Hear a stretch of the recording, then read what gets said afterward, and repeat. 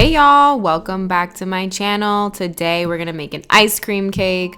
First things first, the cake. We're gonna line our pan with parchment paper, spray it with Pam, and we're making a vanilla layer of cake today. And I'm gonna use a bake even strip to kind of minimize the amount of dome that comes off the top once it comes out of the oven.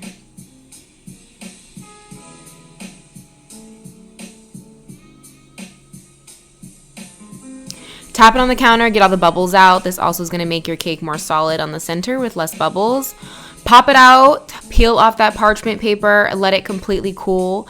Then you're going to want to wrap it up in plastic wrap, and you're going to watch me kill the earth here because you need to wrap this cake tight because we're going to put it in the freezer for as long as really you want to. Cake does freeze really well if you wrap it in saran wrap tight. A few layers. If you have a better suggestion that saves our planet, I'm open to it. Drop me a comment. But I'm wrapping this thing up a few times. I really don't want my cake to be freezer burnt. Put it in a Ziploc and put it in the freezer for as long as you need to. Now we need an ice cream layer. Again, killing it with the plastic wrap. But we're gonna line the same exact pan we used to bake our cake with plastic wrap because we're going to make our ice cream layer, and this is going to prevent the ice cream from sticking to the pan and let it pop out in a single layer. Softened ice cream obviously is going to be your best bet to get it to take the shape of the pan. Push it in as tight as you possibly can. As you can see here, it is a struggle to keep the plastic wrap in place, but just keep at it. Eventually you'll get a firm layer. Push down and don't make a mess. Push down on it as tight as you can, and then we're gonna wrap it up into some more saran wrap on the top and freeze this layer in the pan for, again, as long as you need to, at least a few hours before assembling your cake.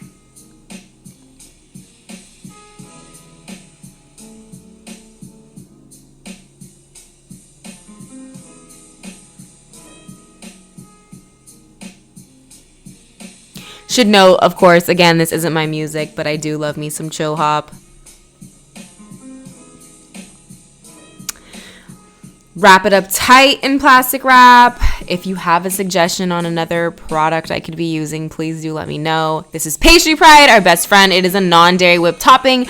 The mess is like $5. It's Smart and Final. Defrost it 24 hours in the fridge. You're going to whip it like you would whipped cream in a frozen bowl and a whisk attachment. It kind of has a dull flavor in my opinion, so I always add a few tablespoons of powdered sugar, which also helps it be a little bit easier to actually pipe using a tip, and a little bit of baking vanilla per usual because who doesn't like flavor? We're going to let it whip until you get the stiff peaks formed, scraping down all that sugar off the edges so it gets well combined. So here's our frozen cake layer from a couple of days ago. I'm going to take all of that plastic off and use a serrated knife to cut off the miniature dome I have. As you notice, the bake even strip really does help prevent a huge dome. So I'm just going to cut off that very, very, very thin layer. Never cut a cake on its side like this. Remember, this cake is frozen, so it's really firm. Don't try this with a fresh baked cake if that wasn't common sense, which is just throwing it out there. Now we have our cake layer ready to go. We're waiting for our pastry pie to finish whipping. It is like a 3-to-1 ratio, so if you pour like a third of it in there, you're gonna get like the whole container's worth, if I'm explaining that properly. So it's gonna blow up 3 times the size of the amount you pour in. So 1 cup should give you 3 cups. There's our ice cream cake layer. You're just going to have to literally, it's so easy, you guys, pop it out using the saran wrap edges you have, and we're just going to sandwich the ice cream layer on top of the cake layer. And there you go. Ice cream and cake together, honey, together. To frost it using our pastry pride.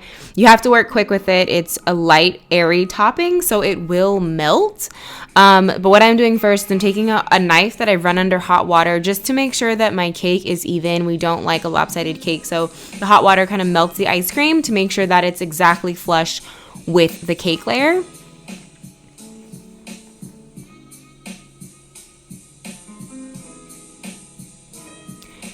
And then we're going to frost it as we would any cake. Again, working pretty quickly. You might have to pop it into the freezer here and there in between rounds just to make sure that your whipped topping doesn't start to melt away and you're just defeating the purpose.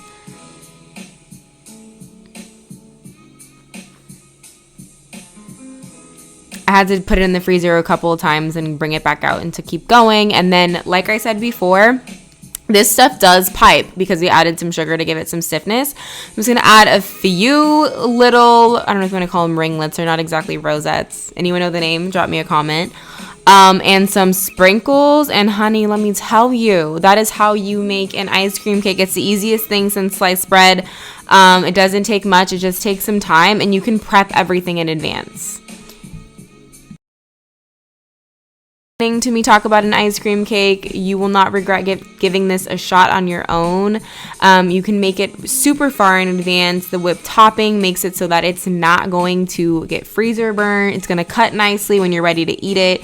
Just trust me on this one, honey. Trust me on this one. You're not going to regret it. Give it a shot. Leave me a comment. Most importantly, subscribe, you guys. I need a bigger family here. I love each and every one of you, but we can do better than this. And don't forget to turn on that notification bell so you don't miss another video.